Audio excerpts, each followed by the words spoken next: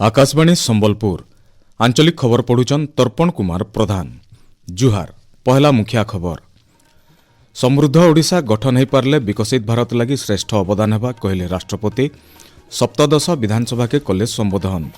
राष्ट्र के सबुन उपरे रखिक काम करबार के जनप्रतिनिधि मानकु देले आह्वान। विधानसभा आयबा काल 2025-26 बछर लगे अतिरिक्त बजेट उपस्थापन करबे मुख्यमंत्री। और शिक्षक बदली प्रसंग थी सांसद और विधायक मानकर सुपारिश आधारित राज्य सरकार विज्ञप्ति के रद्द कले हाईकोर्ट। एथर पूरा खबर। ओडिशा 2036 मसीहा थी स्वतंत्र प्रदेश गठन 100 बछर पूरा करबा। इस समय तक समृद्ध ओडिशा गठन हो पारे विकसित भारत लगी श्रेष्ठ अवदान हेबा बोली राष्ट्रपति द्रौपदी मुर्मू कहिछन।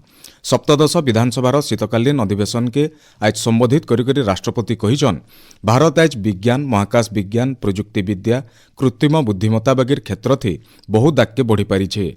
देशे स्वास्थ्य व्यवस्था थी उन्नति हेबार सहित शिक्षा व्यवस्था थी बिल प्रगति होइछे। एटा विकसित भारतर प्राक प्रस्तुति है। 2047 मसीहा तक विकसित भारत गठन करबार के हेले राष्ट्र के सबुन उपरे रखिक काम करबार के हेबा। भारत पृथ्वीर सबुन बड़ गणतंत्र राष्ट्र है। जनगण हेउछे भारतर भाग्य विधाता। जनप्रतिनिधि मानकु लोक मानकर हित लगी काम करबार के राष्ट्रपति परामर्श देइछन। गणतंत्र भित्ति गण बा जनसाधारण। गण बिना गणतंत्र नाही कि गणराज्य नाही। भारत पृथ्वीर सर्वबृहत गणतंत्र एवं जनगण ही भारतर भाग्य विधाता। सेमानकठारे असीम क्षमता निहित। लोकशक्ति पर भारतीय संस्कृति सर्वदा गुरुत्व आरोप करा जायछि। जनमत को यथा सम्मान दिया जायछि। ए विषय उत्कलमणि पंडित गोपबंधु दास जो सुंदर कविता लिखिछन्ति तार किछि अंश मु उद्धार करूछि।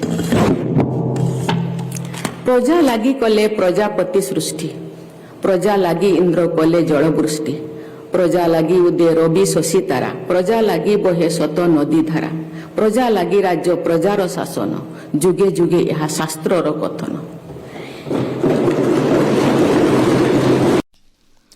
श्रीमती मुर्मू कहिछन, ओडिशा खाली प्राचीन भूमिखंड के आधुनिक प्रदेश नुहे, इटा गोटे महत्वपूर्ण सांस्कृतिक प्रभाव आए। भारतर सभ्यतागत मूल्यबोध के ओडिशा परिभाषित करिछे। देशर स्वाधीनता संग्राम और राष्ट्र गठन थी ओडिशार बहुत बड़ भूमिका रही। नारी सशक्तिकरण क्षेत्र थी बिल राज्य अलगा मान लगी उदाहरण साजिछे। ओडिशा विधानसभा थी महिला प्रतिनिधित्वर लंबा इतिहास रही बोली राष्ट्रपति कहिछन। ओडिशार अनेक महिला मंत्री भावरे दक्षता सहित कार्य करिसंती। नंदिनी शतपथी भारतर द्वितीय महिला मुख्यमंत्री भाव जनाशुना। ओडिशार महिला माने स्वाधीनता संग्राम, जनसेवा, साहित्य, क्रीड़ा आदि अनेक क्षेत्र में सफलता हासिल करी देश को गौरवान्वित करिसंती। केंद्र और राज्य सरकार लोक मानकर विकास लगी बहुटे उन्नयन पदक्षेप कार्यकारी करिछन। ई अवसर राष्ट्रपति ओडिशार विकास के व्रत भावे ग्रहण करी सभे मिसिकरी काम करबार के आह्वान देइछन। अधिवेशन के संबोधित करी राज्यपाल डॉक्टर हरिबाबू कंभमपाटी कहिछन, ओडिशा विधानसभा के राष्ट्रपति संबोधित करबाटा गुटे ऐतिहासिक मुहूर्त आए। से समस्तंक लगी गुटे प्रेरणार उत्स आन। मुख्यमंत्री मोहन चरण माझी कहिछन, ओडिशार गणतांत्रिक इतिहास थी आजिर दिन स्वर्णाक्षर थी लिपिबद्ध होकरी रहबा। राष्ट्रपति ओडिशा विधानसभा सक्रिय राजनैतिक जीवन मूल करथिले। तांकर मार्गदर्शन राज्य सरकार आउ गणतांत्रिक विधि व्यवस्था थी विश्वास रखुथबार समग्र लगी प्रेरणार उत्स होकरी रहबा बोली मुख्यमंत्री कहिछन। विधानसभार शीतकालीन अधिवेशन थी आज गृह कार्य मूल हेबार उतरु दिवंगत सदस्य मानकु श्रद्धांजलि दिया जायथिला। गृहर नेता और मुख्यमंत्री मोहन चरण माझी गृहनु दिवंगत आघर सदस्य हेमेंद्र प्रसाद महापात्र, कृष्णचंद्र मल्लिक और ओडिशा पुलिसर आघर कनेस्टेबल सरोज कुमार प्रधानकर उद्देश्य शोक प्रस्ताव आगत करथिले। तार उतरु विरोधी दल नेता नवीन पट्टनायक, कांग्रेस विधायक दलर नेता रामचंद्र काडाम शोक प्रस्ताव के समर्थन कला उतरु गृहनु दिवंगत सदस्यंकर उद्देश्य शोक प्रस्ताव आगत करथिले। बाचस्पति सोरमा पाढ़ी दिवंगत सदस्य मानकर उद्देश्य शोक प्रकाश करबार उतरु गुटे मिनिट नीरव प्रार्थना करा जायथिला। आजठानु सप्तदश विधानसभार शीतकालीन अधिवेशन मूल होइछे। अधिवेशन आयबा मास 31 तारिख तक चलबा। इथि 29टा कार्य दिवस रही। मुख्यमंत्री मोहन चरण माझी आयबाकाल गृहनु 2025-26 आर्थिक बछर लगी अतिरिक्त बजेट उपस्थापन करबार कार्यसूची रही। विश्व पुंजीनिवेशकारी मानकर लगी भारतीय महाकाश क्षेत्र गोटे आकर्षण केन्द्र भावे उभा होइছে बोली प्रधानमंत्री नरेंद्र मोदी कहिछन। भारतीय महाकाश startup Skyroot Infinity campus के आभासी जरिए आज उद्घाटन करबार अवसर प्रधानमंत्री श्री मोदी कहिछन भारतीय महाकाश क्षेत्र थी सरकार तरफु बहुटे संस्कारमूलक पदक्षेप निया जाइछे। श्री मोदी कहिछन आइबा बछर मानके विश्व महाकाश अर्थनीति बहुत जल्दी विकसित हेबा आउ आमर देशर युवक मानक लगी बहुटे नुआ निजुक्ति तैयार करबा। प्रधानमंत्री कहिछन गला 6-7 बछर भितरे भारतर महाकाश क्षेत्र नुआ रूप नैछे। भारतीय महाकाश भविष्य लगी 300टा महाकाश स्टार्टअप नुआ संभावना तैयार करिछे आउ स्काई रूट इन्फिनिटी कैंपस इतार प्रतिफलन है बोली प्रधानमंत्री कहिछन। प्रधानमंत्री नरेंद्र मोदी आइबा 30 तारिख रविवार दिन सकाल 11 बजे आकाशवाणी मन की बात कार्यक्रम जरिए देश और दुनिया सारा लोकर संगे विचार विनिमय करबे। एटा तांकर 128 नंबर मन की बात कार्यक्रम हेबा। इथिलागि प्रधानमंत्री साधारण लोकंकर मतामत मागिछन।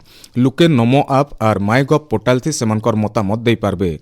इतार छड़ा 1800117800 डायल करी निजे निजर मतामत रेकर्ड करि पारबे। 1922 नंबर के मिस्ड कॉल देकरी SMS जरिए आइबा काल तक निजर मतामत दे पारबे। सामाजिक सुरक्षा और भिन्नक्षम सशक्तिकरण विभाग और राज्य स्वतंत्र शिक्षा और गवेषणा प्रतिष्ठान मिलित सहयोग थी राज्यस्तरीय निरंतर पुनर्वास शिक्षा कार्यक्रम आयोजित हो जाइए।